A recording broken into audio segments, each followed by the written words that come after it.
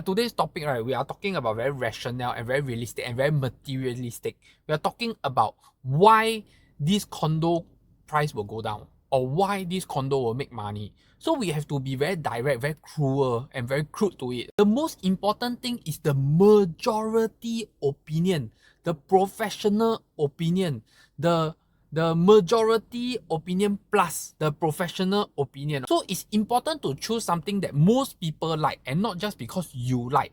And why professional opinion is important? Because if a lot of times you will realize that customer have agents because they need opinions. Because they want the agent to share with them like, okay, this one, how do you feel? This one, how do you feel? So if majority of the agents okay, I wouldn't use the word professional because like you all say, some of the agent not professional but majority of the agent or majority of the agent is going to be professional. Okay, just kidding. Okay, so anyway, the majority of the agents must feel and prefer that this is a good one. So a lot of times, right, this one boils down to a few things.